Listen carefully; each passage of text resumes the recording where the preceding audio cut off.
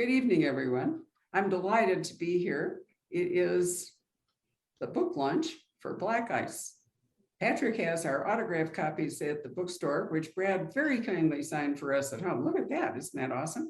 And we still have some left. So Patrick, are you going to put the buy link into the comments? Yeah, I'll put the link in the comments field, and I'll also be kind of standing by and watching the comments. So if you have questions for Brad, go ahead and put them in, and I'll reemerge at some point to ask any of your questions.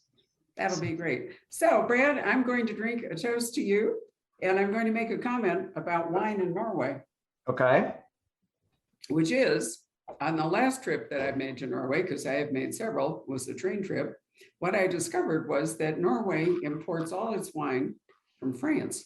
It's too hard from California and from Chile and whatever due to the expense. So Norway is the only place where I was able to drink Sancerre every single meal. Well, night, maybe not for breakfast. Anyway, I got some Sancerre so that I could toast it on the occasion, I might add, of his 20th Scott Harvath novel.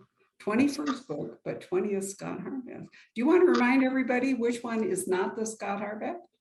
So I've written 21 novels in total and 20 in this series. And before I reveal what the 21st one was, I always tell people, Barbara, that my books are like the James Bond movies. You can go into the theater and see the latest James Bond movie without having ever seen any of the other ones, and you'll be fine. So same thing with my books.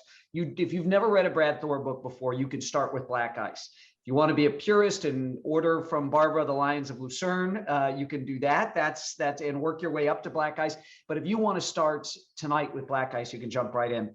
The 21st novel, the year that I did my Scott Harvath thriller, Foreign Influence, I also did a standalone thriller about an all-female Delta Force team called the Athena Project. Right. So, I should point out, because this comes up all the time and people ask, that the publisher very helpfully publishes a list of all of the books in the book. And you can read it, in Brad's case, you read it from the top down. So there are other places where you can figure out the order of the books, but the easiest way is to buy Black Ice, and then you can read from the top down. So now that we've established the Sancerre and all this, we have, just to set the mood, because much of this book takes place in Arctic regions, and particularly in Norway for reasons that will become clear. I have 3 or 4 photos that I've asked Patrick to show, just to sort of show you what Oslo looks like. And they're either referenced in Near Dark or in Black Ice. So Patrick, do you want to show us the fortress, the famous Oslo Fortress? There it is. There I am, actually, in the ice. Anyway, it stands up at the edge of the fjord. It's an old and very famous fortress. And what it also has in it is a really outstanding museum of Norway's resistance in World War II. And it's a very large park-like kind of a complex. But you can see that it was easily defended. So what's the next picture, Patrick? There. So this is kind of a view of the fortress with buildings all around it. And it's a must-see thing to do when you're in Oslo, should you happen to go there. Then we have, I think, a view of, the harbor. I have no idea what that is out there. It appears to be some sort of work. Yeah, it's great. And then our final picture is of the famous opera house in Norway. And the way this is built, as you can see, people can actually walk up the sides of it and walk on the roof. It has a wonderful restaurant inside and fabulous acoustics. And it's at the head of the fjord, because Oslo is at the head of a very large fjord. And in point of fact, Brad, why don't you tell us where it is that Scott is living during his summer in Oslo, which is where this book opens. So Scott is living about 20 minutes by boat from the opera house, and Harvath has rented a little cottage on that very same fjord. And on the work nights that Solvi, during the week, it's easy for his girlfriend to get to the Norwegian intelligence service by car from her apartment in Oslo. So he's been staying in the city with her during the week. And on the weekends, they go out to his cottage on the fjord. And sometimes she'll spend Sunday night there. And then he'll actually take her into the dock by the opera house via the boat he has and drop her off there. And she'll catch a cab for work, which is kind of neat. So that's been Scott Harvath's summer has been on that very fjord. I love it. So when you open this book, actually, we are not in Oslo. We are perilously in a helicopter on our way somewhere. Now, it's a really scary scene. Why did you decide to do that to us? Because it's such a cliffhanger at the end of it, all the way through the book. We're all biting our nails going, wait, is it going to drop into the ocean? That's why. It's really weird. With each book that I write, I try to raise the bar. We've talked about this before in our events together, Barbara, kicking off books. I want to make the books better. And sometimes it's just little twists of the screwdriver here and there. And I'm making micro changes that maybe the reader doesn't even notice, but I notice. And with this, I wanted to do something different. And during the quarantine, I read a ton of books. And I also binged a ton of great TV, episodic television that was really well written. And I think that kind of got into my bones a little bit, this idea of starting with a scene and then not paying it off completely, but flashing back, a week, or in my case with Black Ice, 72 hours earlier. So I wrote this scene, envisioning it as a little piece of the climax. And I put clues in there. There are some things Harvath is carrying on him. And I just wrote them because they sounded really cool. And then I realized I had painted myself into the ultimate corner, because by the time I finished the book, I would have to catch up with that scene in the helicopter and explain why he's carrying the things that he's thinking, the things that he's thinking. And what was really funny is when my editor was editing the book, and I think she must have put it down and picked it back up, like doing something with her kids or whatever, but we caught up to the scene with the helicopter. So you have the little slice in the prelude, the little 1.5 page prelude at the beginning of the book with all the action. And then you have to catch back up to that moment, because I flashed back 72 hours. And she made a note in the margin saying, gosh, I feel like I've heard this someplace before. I'm like, yeah, that was the opening of the book. And she went, oh, of course. So that was something I'd never done before. And that was kind of fun, but it was also really difficult, because it was like that sword of Damocles that was hanging over my head the whole time by the horse's hair. That was I believe it was a horse's hair in the sword of Damocles. I hope it wasn't a human hair. But anyway, I just knew that if I wasn't careful, this sword was going to fall and chop my head off if I didn't perfectly catch up and address that point. So it was a lot of fun to do it. And I think it was a neat action opener, because that's how I like to open the books, is start with action on page 1. Well, you certainly get our attention in a heck of a hurry. And then you sort of flash to somewhat of a domestic scene in Oslo, which we've just talked about. But one of the reasons this book is so fabulous, I think, is it's a wake-up call to America's strategy, or lack of strategy, and lack of paying attention to the Arctic. And Brad puts in a very interesting statement from the Department of the Navy called "A Blue Arctic, a Strategic Blueprint from the Arctic."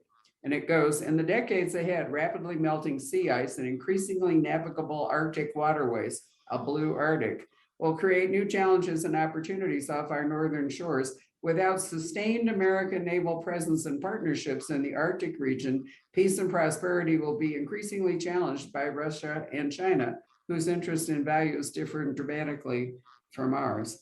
And this book, I'd really like to think that people who are actually responsible for those kinds of things will read it. And I could also add, Brad, that this is true in Antarctica. I mean, you're up in Norway and in the Arctic, but a similar situation is going on in Antarctica, because in theory, both of the polar regions, although mostly Antarctica, are not owned by any particular nation. But of course, in the Arctic, we have a lot of countries coming together. We have Russia, we have Norway, Finland, Denmark. Yeah, so we have 8 member states, 8 Arctic states that make up the Arctic Council. They are the ones who have sovereign territory that encircle the Arctic.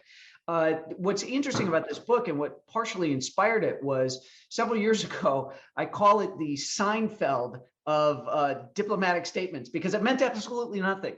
The Chinese came out and declared themselves a near Arctic state. It means nothing. China's nearest settlement is over 800 miles away from the Arctic Circle. In fact, when former Secretary of State Mike Pompeo had that raised in a press conference, he literally guffawed because he thinks it's a silly statement. It doesn't mean anything, and it doesn't. And you are exactly right about Antarctica. And I raised that in the book because the Chinese have been breaking all the rules and regulations down in the southern hemisphere that they're starting to do up in the Arctic. So this is really, as I say in the book, it really is the next Cold War, no pun intended, because of the temperatures. But China and what they're doing up there, hand in glove with the Russians, is very, very serious. The Russians actually had one of their submarines plant a flag in the seabed at the North Pole because they're trying to lay claim to that entire territory and tell everybody that it belongs to them. They haven't been able to prove it. It's kind of a nothing statement like the Chinese near Arctic state. But this is really where the next power competition is not going to happen. It is happening now. It's absolutely happening now, and shipping routes, forever. I mean, there's a reason why we have the Suez Canal and so forth when you're trying to bring shipping from Asia around to Europe, whatever. But up until recently, you couldn't sail over the top of Russia. Now, I have been as far up in this book. I have been up past Svalbard, all into Longyearbyen, and then all the way to Murmansk, which I have to tell you was not one of my personal favorite stops. It's on the top of Russia, and it was almost 100 degrees the day we were there. So if anybody thinks climate change is not real, they should go to Murmansk. But anyway, they are looking at shipping lanes that now go across the top of Russia, and China can ship going that way to Europe instead of coming down and going through the Indian Ocean or going up through Suez in the Mediterranean or going around Africa. They can now go up north and ship all the way across Russia and come down easily into Europe, and particularly Northern Europe. So, it isn't just military strategy, it's commercial strategy that is greatly at stake here. Exactly. So the temperatures in the Arctic are rising twice as fast as anywhere else on the planet. So the ice is melting, which exposes great mineral, natural gas, and oil deposits that are worth billions and billions of dollars. But you're right about the Northern Sea route over Russia. That is becoming slush and staying slush longer and longer each year. And so for the Chinese to go from Shanghai to Rotterdam, right, over Russia, that shaves 20 days off of a 48-day journey if they have to go the other way. And the other thing the Chinese love about this is that they avoid the Straits of Malacca, which are heavily patrolled and protected by the US Navy. So the Chinese are looking for ways to move without having to encounter the United States, whether it's commercial goods or if China got Russia to agree to allow them to move their naval vessels, the PLA Navy, over the top of Russia, they could come down on the eastern seaboard and position themselves off that side of the United States. So there's a lot of reasons for the Chinese to be interested in this area. So it's not just military, it's also economic, but they are trying to buy up. What's very interesting, they tried to buy a Canadian gold mining company that was in the Arctic, and Canada said no. They used a Chinese businessman to try to buy all this land in Norway, and the Norwegians said no, and the Norwegian government bought it because China believes if they can get a toehold in the Arctic, they can claim status as a stakeholder, and they want a seat at the table. They want to be able to have some sort of a claim to the vast, not only shipping lanes, but also the vast resources that are up in that area. And one of the things we've certainly learned in the last year and a half with COVID is how our supply chains have lengthened, stretched. And honestly, Brad, I ordered something, I can't remember what it was. It might have been a pair of tennis shoes or something. But anyway, I ordered something off probably an Instagram account, and I didn't give it any more thought. It wasn't very expensive, and there it was.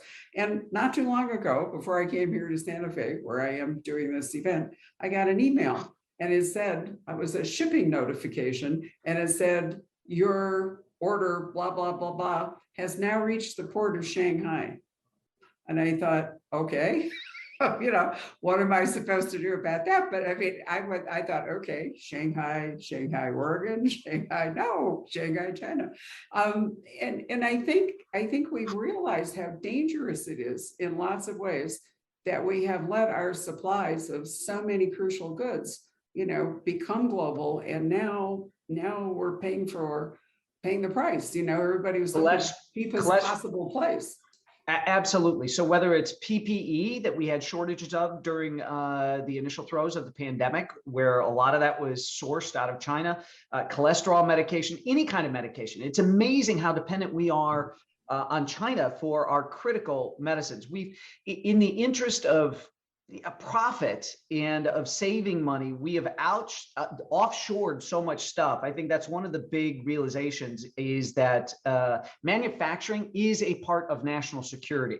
So if you allow another country, if you allow yourself to become dependent on another country for critical supplies, well, that influences your national security. So the thing about China and Russia all getting in bed together, the two of them getting into bed together and pushing so hard in the Arctic. In fact, Russia has opened over 50 old Soviet military installations throughout the Arctic from the Cold War. I mean, Russia's really taking a position up there. So this was kind of fun for me to use this as the backdrop for a big spy thriller, because a lot of people aren't aware that this big power dynamic is happening up there. And China is sneaking in soldiers, saying that they're scientists. So there's this archipelago that's halfway between Norway and the North Pole. One of the main islands, as you know, is Svalbard, and part of the story plays out on Svalbard. But the Chinese have a research station there called the Yellow River Station. And there's been speculation as to, is it all legit science, or are they doing what they're doing in the Southern Hemisphere, which is using it for military purposes and military experiments? And just as a thriller writer, it was irresistible for me. Plus, I'm Scandinavian, so I love Norway. Norway's a NATO partner, and Norway has a border with Russia. I think Norway is really on the cutting edge of a lot of things happening with Putin and with Russia. So I love to write about this area and to wrap the real life stuff in my fiction. It's a fascinating country. And let's remember, it's a very rich country because of the North Sea oil. And, and it's also a country that has a remarkable safety net for its citizens because it has so much money. They pay, like the Danish, they pay a very high tax rate, but they really look after their citizens. So they may not be as subject to economic temptation and pressure as a poorer nation. Except there is one economic pressure that they fell under that I cover in the book, which is when the Nobel Committee awarded the Peace Prize to a jailed Chinese dissident. So that was the Norwegian side of it. I know a lot of people think of Sweden when they think of the Nobel and everything, but Norway's got a role in this as well. And Beijing lost its mind about 11 years ago when they awarded this prize to a jailed Chinese dissident. And Beijing, as I say in the book, the Chinese have as many types of statecraft as the Eskimo have words for snow. And so Beijing launched in real life a campaign of what's called coercive diplomacy against Norway. They wouldn't let any Chinese citizens go to Norway for tourism, and that was a huge source of revenue for Norway. And they also stopped importing salmon from Norway, which really harmed the Norwegian fishing industry. But Norway didn't buckle. They didn't rescind the award. They refused to back down. The Norwegians are really, really tough. When they believe in something, they stick to it and they will not buckle to pressure. And it took them a decade of all this behind the scenes diplomacy to finally start normalizing things with China. And I incorporated that into the book. How shy might Norway be about countering a potential threat from China if they're just finally starting to get things back to normal? Would they be a little gun shy? Would they want more proof? Would it be tough for Harvard to prove to them that something was going on? You got to trust me. Trust you. You're not even a Norwegian. You're an American. You're just sleeping with a Norwegian. That doesn't get you any cred in our book. So that all of this real life stuff is what I love to pepper into the books, because you know me, Barbara, my number one goal is to entertain people. I want them to have a great white knuckle thrill ride. But if you close one of my novels and you're a little bit smarter, you know a little bit about a different corner of the world or some geopolitical issue that's out there, if you get that just kind of by osmosis from enjoying the book, then that's the icing on the cake for me. Well, it's the icing on the cake for the reader too. So I have a long-standing theory that people who read crime fiction, thrillers, and other genres within crime fiction like learning things. I mean, one of the joys of reading these books is that without plowing through a lot of fairly dry, for example, exposition and nonfiction. You learn stuff. And I think Black Ice is one of Brad's very most powerful and illuminating stories. And not only does it entertain you, but you're going to come away with an awareness of events in the world, geography and so forth that you would have missed. So, I mean, I've been there several times, and even so, I learned a lot from reading this book, like the Chinese research station, for example. So let's talk about Scott, because Solvi, for people who, I'm trying to think, was it Near Dark that we first meet the Norwegian ninja? Yeah, last year. Yep. Yeah. So Scott, due to some personal tragedy, is alone, and he meets Sylvie in Near Dark. They are working together, but at the end of it, they come away with a personal relationship. Sorry, that's a spoiler for Near Dark, but too bad, because they're right there at the opening of this book. And so she works for the Norwegian Security Service, and that gives him a foothold. But I love the way you get him into this story. Why don't you tell us how you do it? Because it's the surfacing of the past that really gets it going. Yeah, so I love Barbara. This term resonated for all of you watching with Barbara last year. And she said she loves Solvi and loved that Harvath refers to her as the Norwegian ninja. She creeps up on him a couple of times and he doesn't see her coming. She's very quiet. I wanted to create a female character to work with Harvath who was better than Harvath. And so her pedigree is she comes from Norway. In real life has an all-female special operations team that's legit and they exist. And she comes from there and doesn't get enough action. Very similar to Harvath in some of his past, where he moved to a different SEAL team because he wanted more action. And she eventually is disappointed with the fact that when she goes to Afghanistan, it's all about sitting down and chatting with Afghan women. It's not about kicking indoors and shooting bad guys the way she had trained and what she wanted to do. So she ends up going over to the intelligence side of things. She and Harvath have a great relationship, and the book opens with Harvath in Oslo. It's basically this time of year in Oslo. It's July, and Harvath is out of sick days, out of vacation days, and he's told by Gary Lawler, you either be back at your desk on Monday or submit your resignation. And Harvath, being Harvath, he loves Solvi. He says, I got 5 days. I'm going to make the best of them here, but I need to go back because this job, this is my career. This is my calling to do what I do. There is no American dream without those willing to fight and protect it. So he's not going to give up his career at this point as much as he loves Solvi. So he's trying to make the best of his last 5 days. She's very busy. She's gotten a promotion at the Norwegian Intelligence Service. She's a deputy director. She's having to leave work to come home to her apartment to eat dinner with him and then go back to work. So one afternoon, he's sitting in a cafe by himself in Oslo and finishes his coffee, and he's going to go pick up some stuff for dinner. And out of a taxi cab, half a block up, he sees a man from his past, a ghost, as he refers to him, someone he killed years ago, halfway around the world in another book.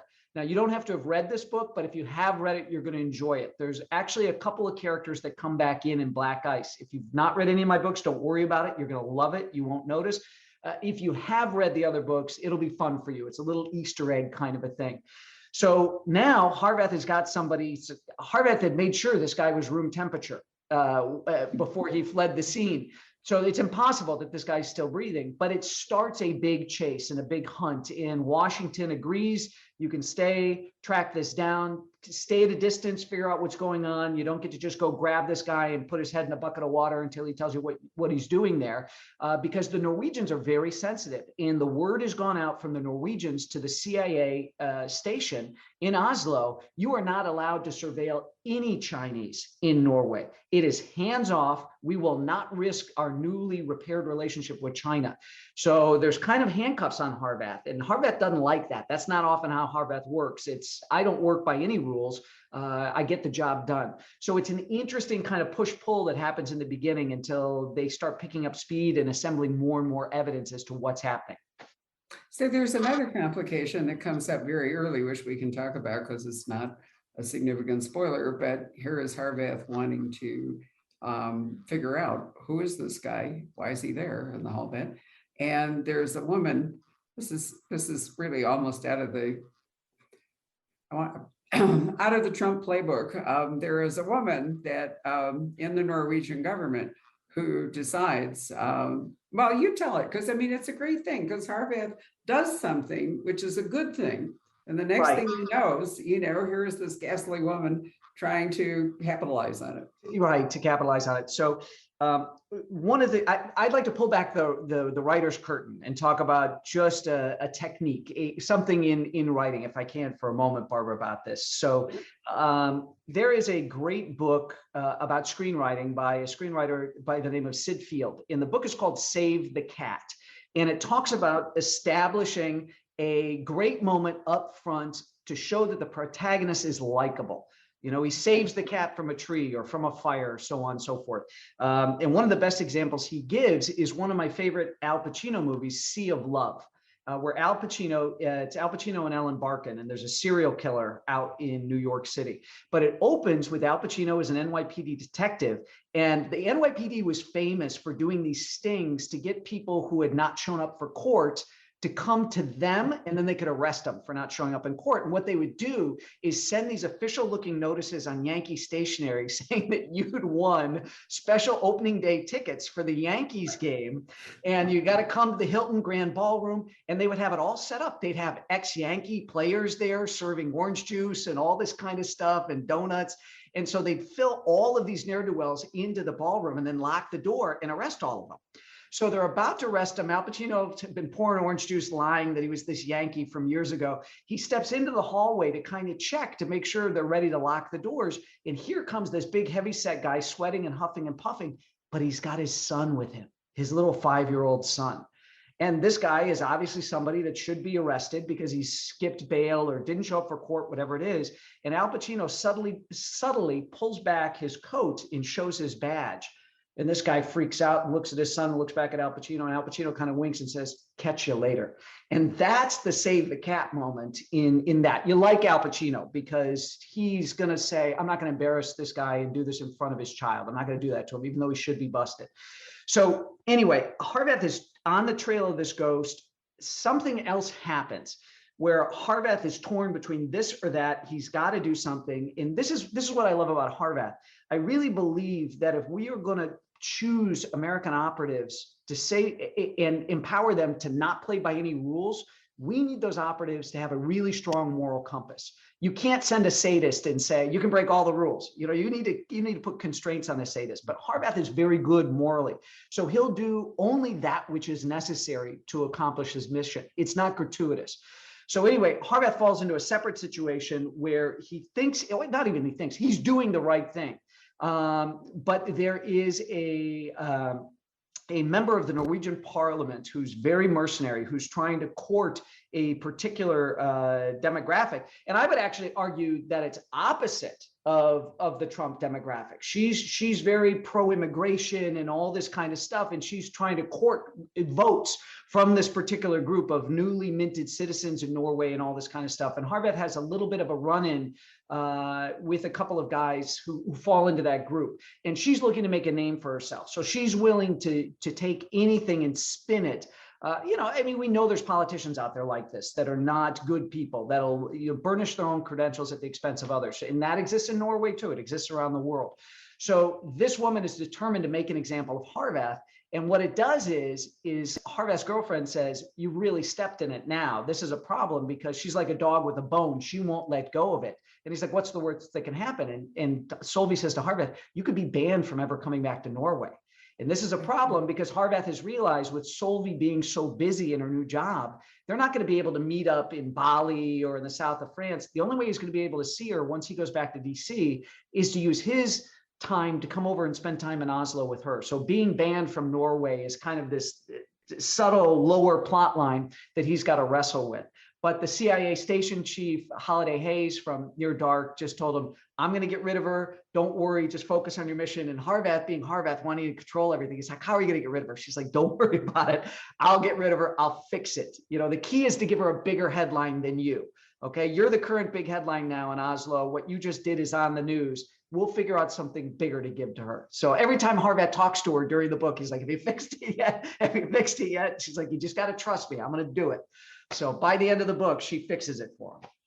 Well, it's one of those things that you track through the book. Actually, my comment about the Trump playbook was simply anything to get the spotlight, anything for media attention. Wasn't really having anything to do with politics of it, as simply the technique of it. Controlling the narrative, right? Controlling the headlines, being able Yeah. to make news and to take advantage of a headline. So in that respect, that's exactly what this politician was doing. Yeah, and so all, there are a lot of things that keep going through your mind as a reader from these very few opening pages. You're worried about the prelude where certain peril where absolute peril is going on. Then you worry about the politician woman, and then you think, who the hell is this guy from China that's supposed to be dead?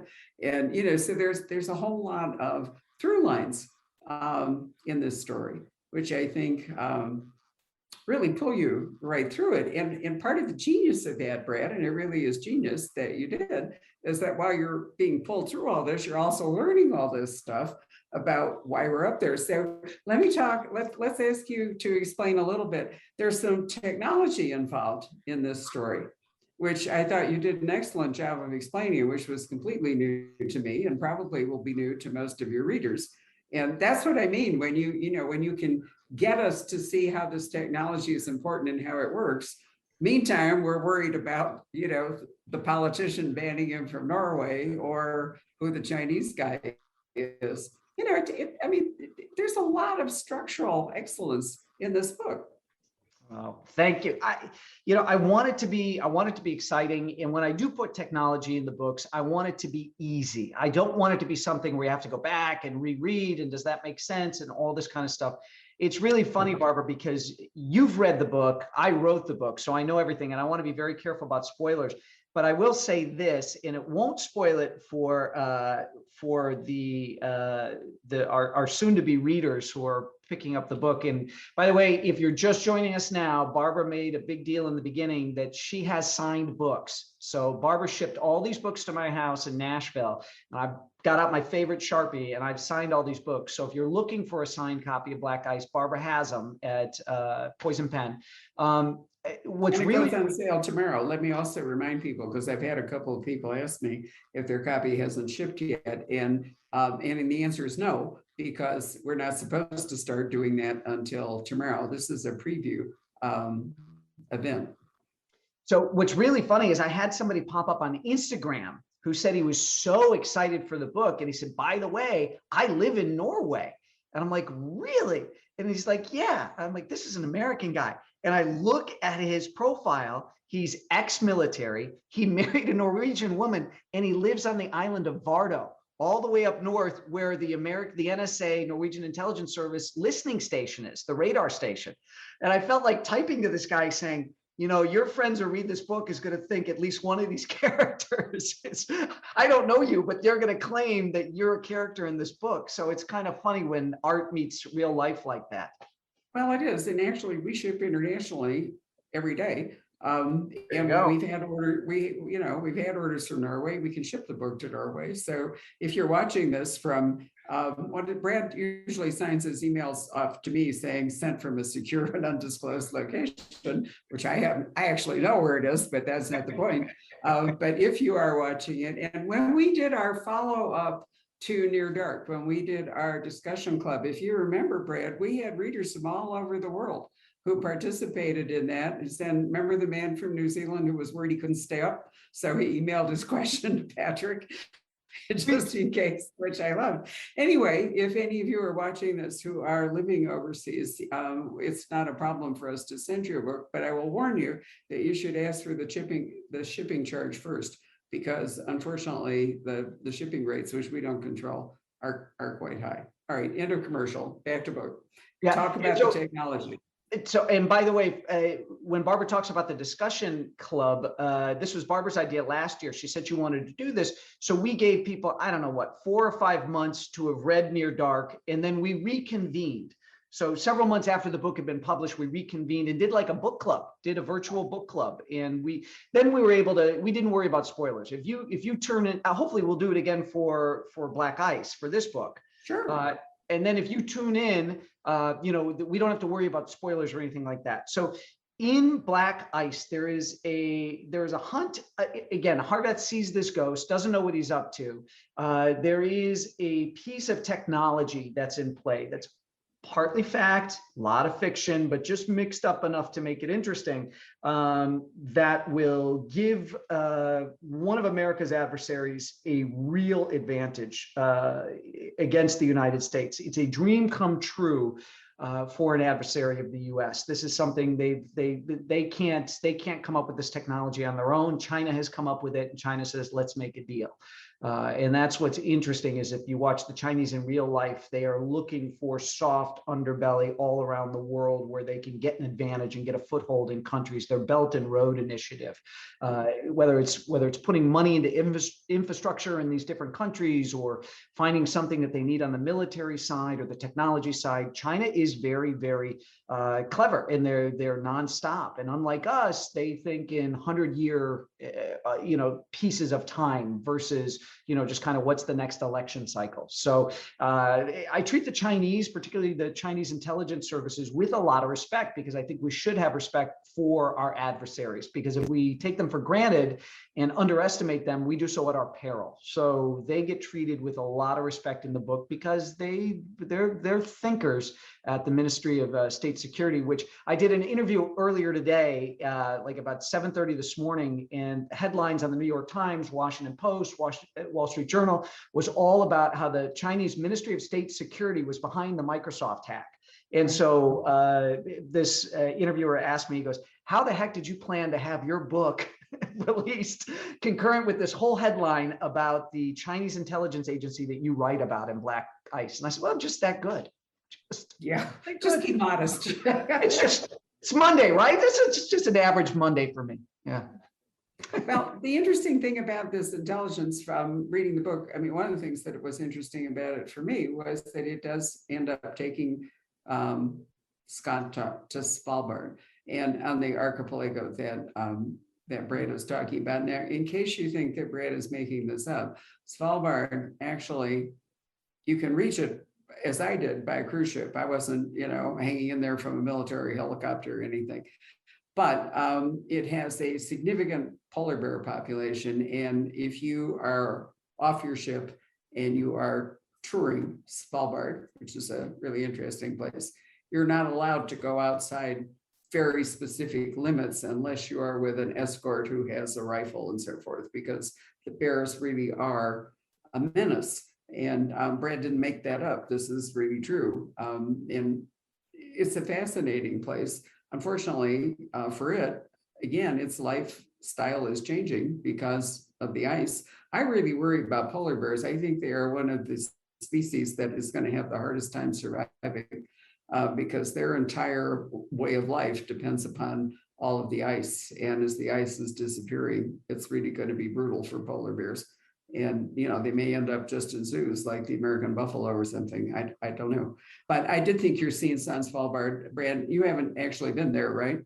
No, I talked to, if I can't go, and I shouldn't say I was on my way. It's not like I had one foot out the door and a backpack to the airport, but I was planning to go, and then COVID happened, and because of the nature of Svalbard, they can shut it down. The governor of Svalbard can just snap his fingers or her fingers and say, that's it, no more flights, no cruise ships, we are closed. And that's exactly what they did, because they did not want any COVID hitting the archipelago. So they shut it down. So I didn't get to go, but I reached out to a very good buddy of mine, and I said, he works at a think tank in DC, and I said, I've read a bunch of articles about this part of the world written by one of your colleagues, and he's written a lot about Svalbard. Would you be kind enough to introduce us? And he said, oh my gosh, I'd be happy to. So he introduced me, Jim Carafano introduced me to a wonderful guy named Luke Coffey. And Luke, I said, are there anything's off limits? And he said, no. And he goes, in fact, I've got pictures.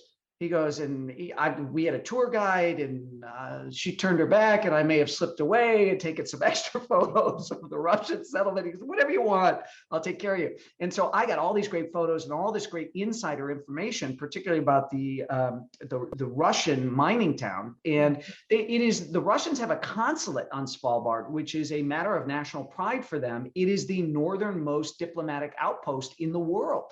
And what's really interesting is when you land on that part of Svalbard, your cell phone service immediately goes to a Russian service. It immediately, the minute you turn your cell phone on, you are now pinging off of Russian towers, and they're grabbing everything they can from your phone. It's fascinating. It's like Bartertown in Mad Max is the way I describe it in the book.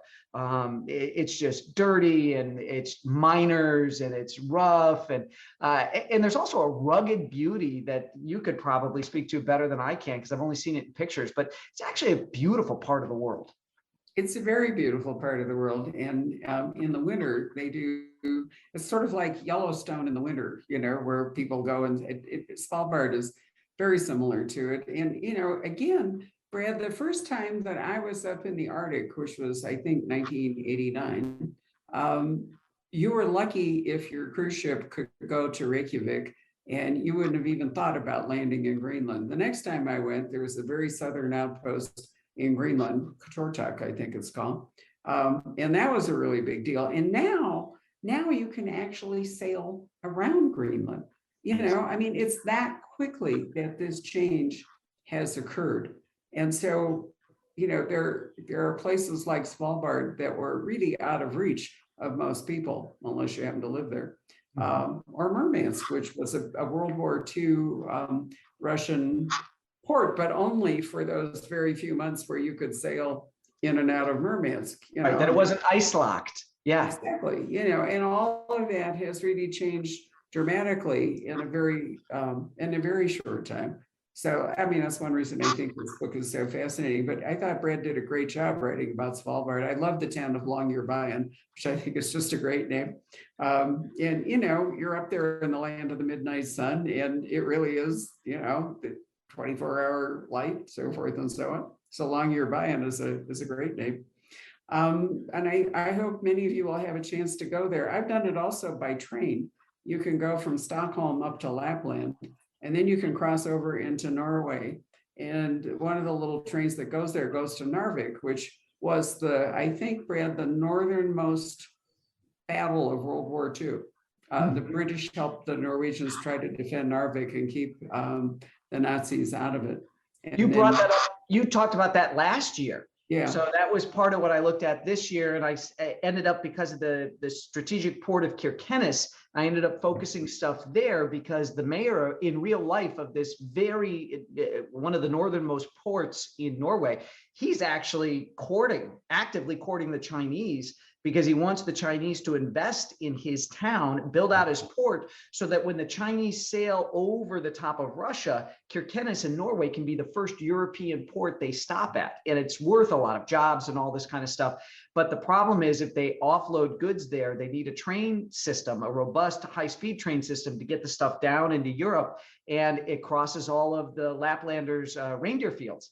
And so it's verboten. They won't let them do it. And there's a little bit of a psychological operation that gets discussed in Black Ice about why the Laplanders turn against this railroad, which was kind of fun for me to have Harvat stumble across and have him go, "Ooh, that was actually a genius piece of information warfare to turn the Laplanders against the railroad." It's kind of a fun little. Really not any different than the pipeline protests that we have seen on this continent with Native Americans. The Laplanders have a whole way of life that is going to be at risk. And it's fun to be up there, because reindeer are like everywhere. It's like Santa Claus without Santa Claus. It's a wonderful part of the world, and it's going to be invaded more than it has ever been used to as climate changes. And since you are going to apparently continue Scott with Solveig, unless you decide that she has to go at one point, he's going to be back in Norway, which leads me to a personal statement here, which is one of the things I said to Brad when I was reading Near Dark about the Norwegian ninja, was that I wondered if maybe it was moving a little too fast for Scott to move on from a different relationship and suddenly be in a relationship with Solveig. And you know what I thought, Brad, reading this book, because I was concerned about that. I realized that if you have a lifestyle like Scott and Solveig, but particularly Scott, where every day could really be your last, that maybe, you forego sort of conventional things, and you grab onto whatever happiness, whatever relationship and so forth, you can, because you really don't know whether you're going to survive very long. And you actually touched upon that subject in this book. So I thought, okay, you paid attention when we talked about it. I heard you loud and clear. I didn't inherit these ears from my dad and not put them to good use. So no, I heard you loud and clear, and you nailed it. It's almost like kind of being in these raging rapids and there's somebody and you grab a hold of them. You don't have the luxury of dating for 3 months and taking it to the next level when you're being sent on operations here and you're sent on operations there. You know, I talk a lot about second chances and how rare they are in life in this book, and how if you're blessed enough to get a second chance, don't let it go by. Grab it not with one hand, but with both hands. And that's Horvath's philosophy in this book. Absolutely. You know, you need to ignore the censorious and go with, you know, what works for you and what works for her, because it isn't just Scott that's at risk. Sylvie, you know, she has a dangerous job as well. And, you know, the only time it would get really complicated is if lots of children involved. But fortunately, you know, as mature adults, we're not dealing with all that. Anyway, I think this is really a very exciting book to read on many levels, and maybe we should call Patrick up to see if we have questions from the audience. So Patrick, come out of the dark. I love it. The near dark, only is the real dark here for Patrick. I am here. Do you want me to appear or just? I do. Come voice back. Out of the dark. Come back. It's weird if you just talk through the poison pen sign. All right. Yeah, there's some good questions. Let's see. Mark asks, is there a country that you would like to set a story that you haven't written about yet? So it's really interesting. My agent years ago, and she represents Dan Brown as well, the Da Vinci Code author. Dan's a buddy of mine, and she said, "Brad, you're organic, and you know you're very seat of your pants with your writing, and it can be stressful for you to not, you know, to paint yourself into a corner, and you go home not knowing what's going to happen the next day." And she said, "You know, Dan outlines, and maybe I get Dan to show you what he did for Da Vinci Code." So Dan showed me his outline. He was so generous. And I saw it, and I got to see what was in Da Vinci Code. Obviously, I read the book, but I got to see, more importantly, what he edited out, and it was fascinating. So I tried to outline a whole book, and I wanted to set it in Greece because I've lived in Greece. I love Greece. I did a short story called The Athens Solution for the International Thriller Writers Anthology, their first one. And so I've always wanted to do Greece, and I outlined this whole book, and it took all the passion out of me for writing the book. Robert Frost was famous for saying, "No joy in the writer, no joy in the reader, no surprise in the writer, no surprise in the reader." I like to have the same feeling writing it that you do reading it, where I don't even know what's going to happen next. So I scrapped that book, but I've always wanted to set one in Greece because I am a true Philhellene and I love all things Greek. It's been one of the things I miss most about COVID and the pandemic, the quarantine and lockdowns and everything, is actually not traveling, particularly to see friends in Greece. So that's a long-winded answer, but Greece would be a place I would love to put Horvath. And it kind of could do that. I mean, it's not that far for Sylvie to go to Greece. Even she were on vacation, or you could actually write a book without Sylvie. You know, she could just be back in Oslo doing something. Sure, absolutely. I love that idea. There are not enough books set in Greece, in my opinion. There are very few. Would you help me with the research, Barbara? I mean, it would be very intense. I've spent a lot of time in Greece. So I would love to do that. Yeah, we'd have to go back though. We'd have to go back because you got to get those details right. I wouldn't want to do it from memory. We'd actually have to go and island hop and eat and things like that. Oh, what a hardship. I know. And you'd have to make a decision, right? You'd have to make a decision whether you want to do the islands or whether you want to do the mainland or whether you want to do both, because it's very complicated. Years ago, we took a cruise from Istanbul on a very small ship. It was like a windjammer. And it went from Istanbul to Athens and back, but it went two completely different routes. So in the process, it managed to go through all of those, those wonderful islands, and each one of them is different. They are, they're Greek, but each one of them is almost, it's like a special culture of its own. For any of you who might have watched the Durrells on Corfu, it was on PBS, Masterpiece Theater. It's a wonderful look at one island and what it was like for people to try to figure out what life was like on Corfu if you weren't native to it and so forth, be great. Did you happen to watch that? If not, I'm recommending it to you. It is on our list. I had never watched Captain Corelli's Mandolin, which is set on Kefalonia. So we did that with Nick Cage and Penelope Cruz. So, but I know exactly the one. I think the woman has a hotel or something like that. And the one you're talking about, yeah, it is one of the things on our list. We've been trying. Our daughter's leaving for college in a couple of weeks, so we're trying to work through all the stuff that she'll sit and watch with us, so we can just squeeze every last moment out of having her here before she goes.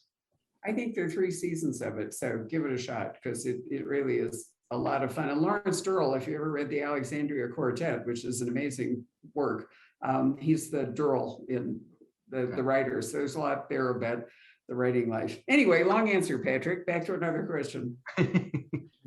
Well, kind of on a related front, will we see Athena again? Yes, it's something that I would absolutely love to do. I have had a whole plot sketched out in my mind, and it is just a matter of, can I do 2 books in a year? Because the Harvath book is what I'm contracted for, and I don't want to cut any corners. I don't want to rush the Harvath book. 1 year I did 2 books, and that's the year that I did Foreign Influence and the Athena project. So I know I can do it, and I know I can keep the quality up. But I just have to, I have to have that confidence that if I can get, I guess what it means is I got to sit down and write the Harvath book and get it put to bed and leave myself enough time in the year to write a second one. But I've always wanted to do another Athena, so it will happen at some point. Kristen has a couple of good questions. One of them is, when you're writing, do you need to move around or have background noise or music? What's your writing desk like, or rituals, things like that? So I normally prefer to look at a wall. Like I have my computer screen here and it's against a blank wall. Sometimes I will put pictures up of actors or actresses that I think of for the different roles, whether it's the villain or who I'm thinking about at that moment resembles Harvath in my mind and stuff like that. When I do get stuck, I've got a baseball bat in my office, and there's something about swinging the bat that at nothing in particular, just the act of swinging it, that just motion is medicine, as my wife, the sports medicine physician, says. There's something about moving around that you want to change your thoughts, change your position, sort of a thing. So yeah, I get up and move around with a baseball bat to think. Wow, I don't think I've ever heard that before. Have you, Barbara? No, that's really fascinating. But in a related question, Brad, because this book has so much interesting material in it beyond, the action scenes in Harvath and so forth, would your ability to write a Harvath book more quickly in order to allow for an Athena book depend on how much research you had to do as compared to, because you've written so many books that I'm pretty confident that you could write action scenes and all the rest of it in a fairly short time. And what would slow you down would be all the information and the background and consulting with people and so forth. Yep, that's very true. So so David Morrell, who lives in Santa Fe, where you are now.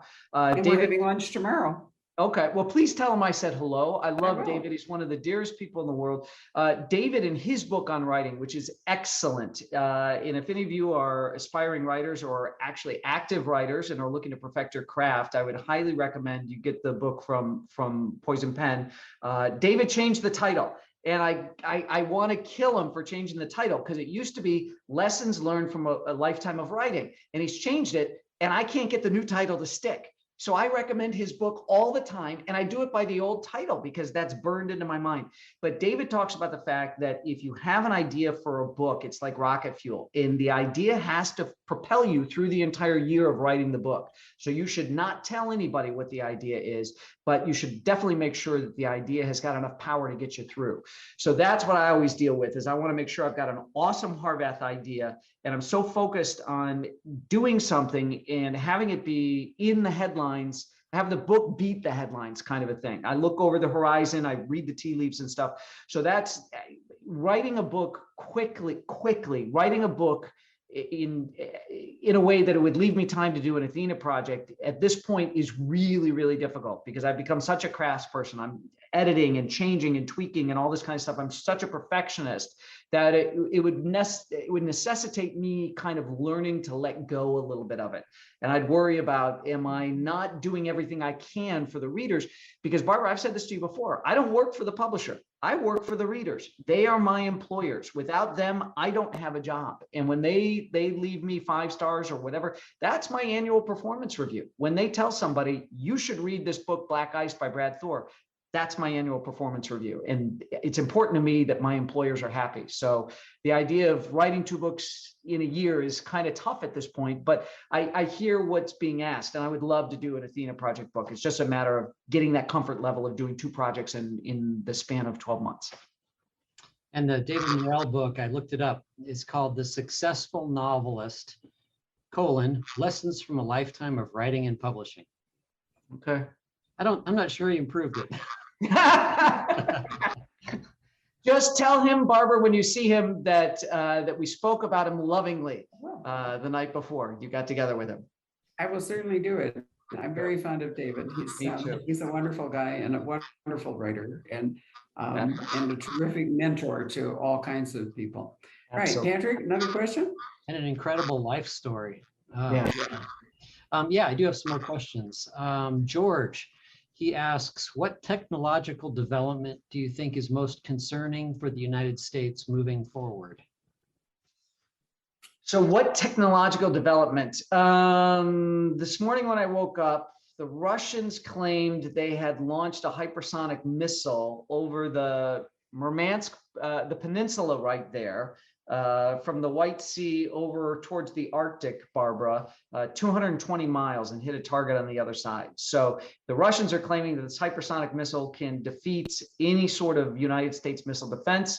I think the Russians are full of it. I don't believe a single thing that comes out of, out of that country. They couldn't even come up with a good COVID vaccine. So the fact that they're claiming hypersonic missile, I don't necessarily believe it, but I do think things in that realm are a big issue that we have to pay attention to, because if that technology does come online, we're going to have a lot of tough things to deal with. Let's see, Dan, you asked this question twice. It's just, how do I get a letter to you? I'm assuming you have is there an address on your website or a PO box or? There is not. I don't get any mail sent to me. They can send it to me courtesy of Emily Bessler Books at Simon & Schuster in New York City, and they take care of getting mail to me. So that's a good way to do it. And by the way, I've got a super fan who said that if I waved to her tonight, she would wave back. So Mary Platt, I remembered your request. Here's my wave to you. So wave back if you're still with us watching. She buys all of her books, Brad Thor books, from you, Barbara, in Poison Pen. And she pre-ordered right away, and I promised her I'd give her a wave tonight. So that's for you, Mary. Thank you for watching and for being a Poison Pen customer. And thank you from us as well, Mary. Thank you. Yeah. Let's see here. There are a couple of gun-related questions, firearms. Tim says, I appreciate the attention to detail for the firearms used by Scott Harvath. What are your own personal favorites? So I've got an H&K VP9, which is new. That's one of the newer ones. I've got a Les Baer Custom 45. I've got a beautiful, by the way, I just did, if you're interested in my firearms, I just did a series of photographs that are going to be appearing, I think, starting tomorrow on the website everydaycarry.com.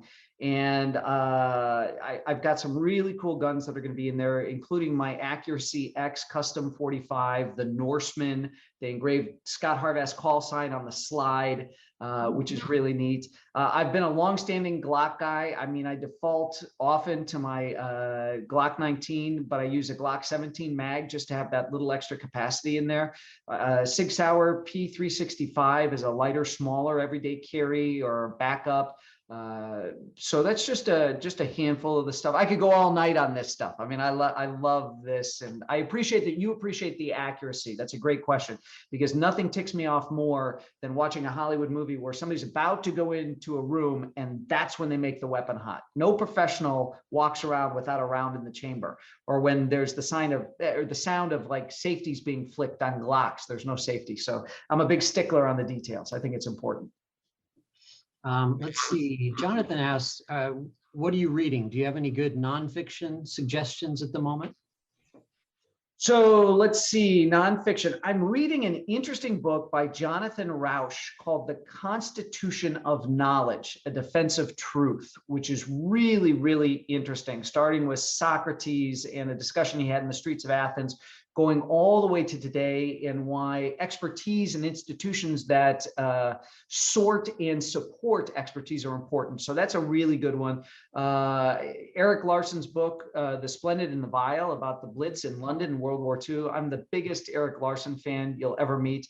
The great summer read I'm on right now, and it is laugh out loud funny, is Inside Comedy by David Steinberg. It's been a rough 15, 16 months, and I have tears rolling down my face reading David Steinberg's new book, Inside Comedy. It just came out like a week ago. It's fantastic. I highly recommend it. Really good stuff. Inside Comedy, got to write that down. Take a note of it. Great book. Let's see. Jonathan asks, what is the status of the book that you were working on during the pandemic? So the book that I was working on during the pandemic is Black Ice, published tomorrow. That's the status. Okay. Let's see. Kristen, what is your favorite men's fashion trend? Is it Kristen West or is it just Kristen? Can you see a last name there? I can. Is it Kristen? Is it Kristen West? Should I out her? You can if it's Kristen West. You bet you can. It is. She's awesome. She's awesome. I see Kristen daily on Facebook. Kristen, I love you. What is my favorite men's fashion trend? I'll tell you, the one that I have been so reluctant to adopt is going a little bit higher with the trouser length, so you're showing some ankle. But I see it everywhere now. And I went to my tailor and I said, hey, you know, I've got a pair of these trousers. I want to do this. And he refused. He's like, I don't want to do it. You're going to have to find somebody else to do it, because I don't think you should be wearing it like that. So it's cool. I see it on all the Instagram photos of all the Europeans and stuff like that. But you know, I'm a big fan of a blue blazer in the summertime. You can't go wrong. And I actually like that I can throw a pair of white tennis shoes in with anything, and that's cool, whether it's a blue blazer or something even a little bit fancier than that. So that's kind of my summer go-to now, is the white tennis shoes. So is the short trouser look the sockless look as well? Yes, absolutely. You're No really socks. flashing, it's flashing men's ankles. Do you know that was a big thing? And if you go back and read like Regency romances and stuff, one of the huge turn-ons in there was a woman who, with a long skirt, if she flashed her ankle somehow, like stepping up into her carriage or something, it's a huge turn-on for men. So maybe now we've arrived 200 years later at the way to attract women is to flash your ankle. I love that. That's so funny. I could see Daniel Silva doing that look. Couldn't you with the, I'm just kidding. George McDermott, he says, do you still have your hand grenade cufflinks? George, I love George. And I got to tell you, George, I promise you, I will get back to Denver. I promise. And you and I will get together. George is an unbelievable fan.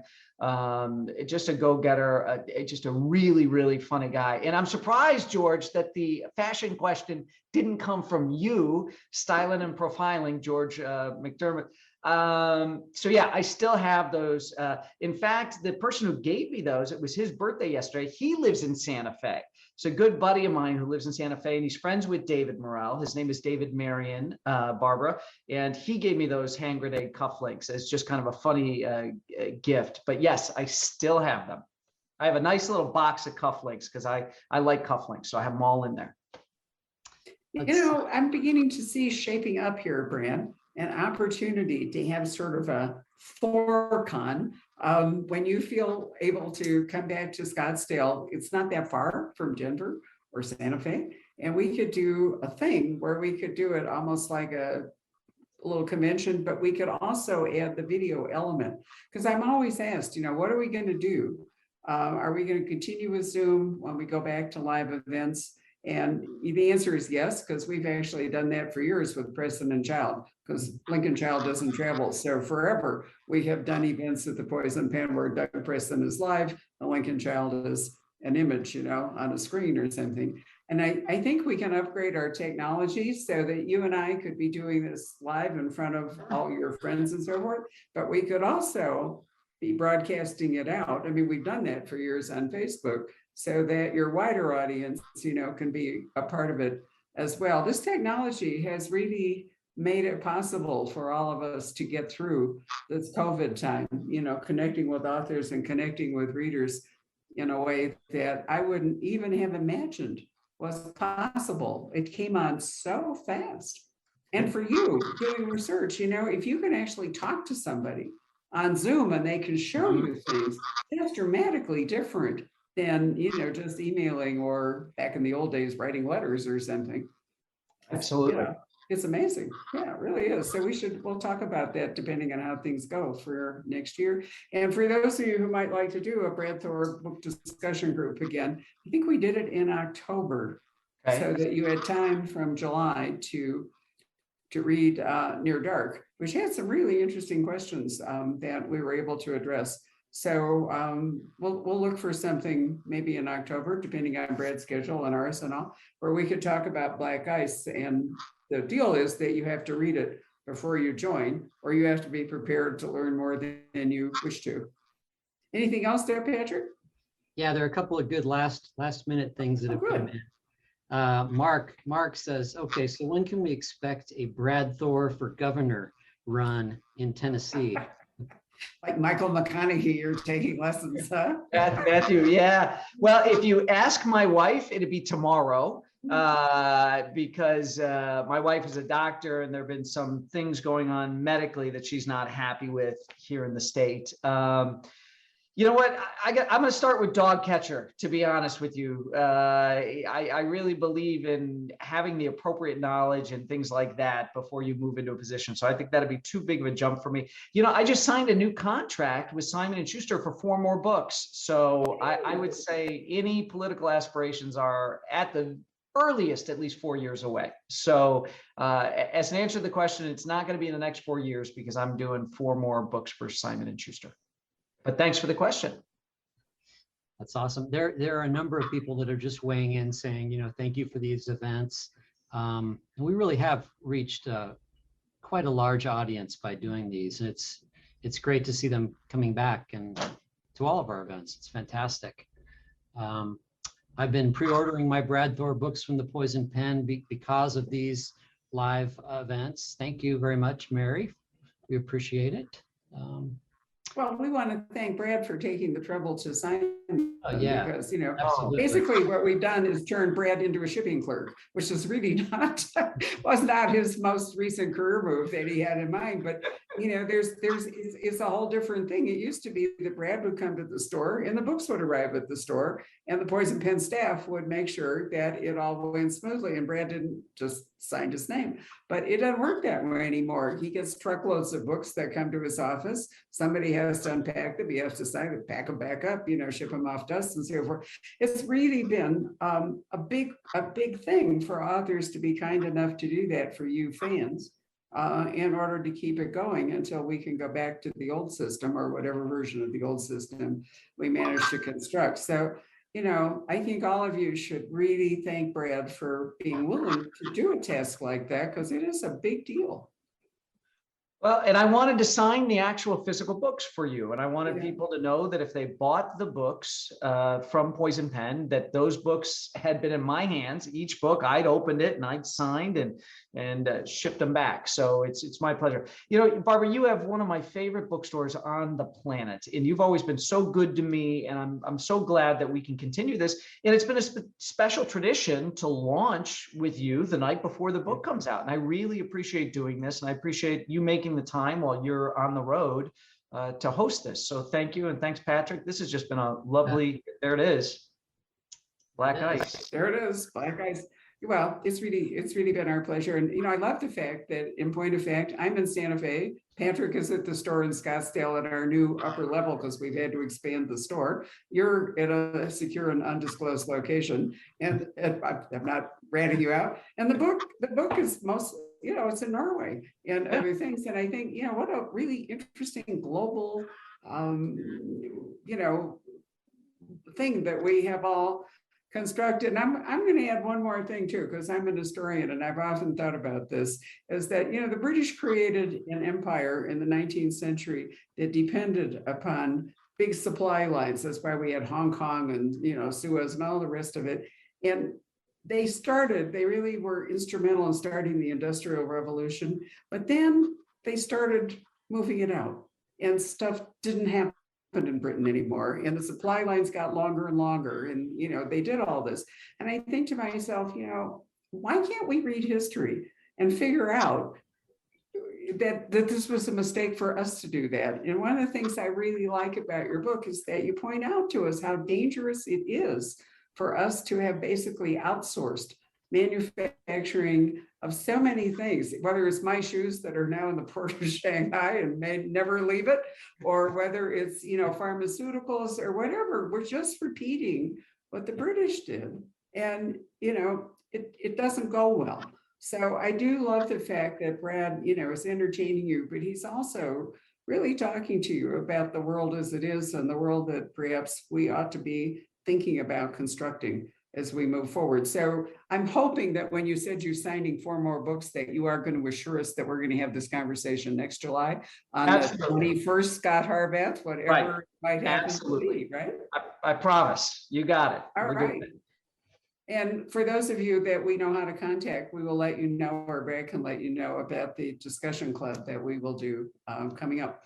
There'll be a podcast available for this as soon as my husband, who's now got over 100,000 downloads on his podcast channel from our events. And we've done over 500 Zoom events in the last few months too. I know, we actually counted. It will live on our Facebook page. So if you know people who are Brad Thor fans and they weren't able to tune in tonight, or they'd rather download a podcast than sit and watch a video, you can actually put the video on your smart TV and you can knit, while you're watching it. You don't have to sit in front of a computer, but spread the word, because it's a nice thing to do for Brad, who has worked so hard for all of you, his employees. So thank you very much. Good night, everybody. Yeah. Sorry, employers. Robert, right. Bosses. Anyway, thank you very much for joining us, and see you next time. Bye. Bye. Night, Brad. Thanks, everybody. Good night. Night. Hello. We hope you're enjoying our programs and podcasts with authors. We'd like to expand them, and your help would be appreciated. Please make a donation at poisonedpenfoundation.org. 100% of the proceeds will go to help connect authors with readers in this difficult time. Thank you.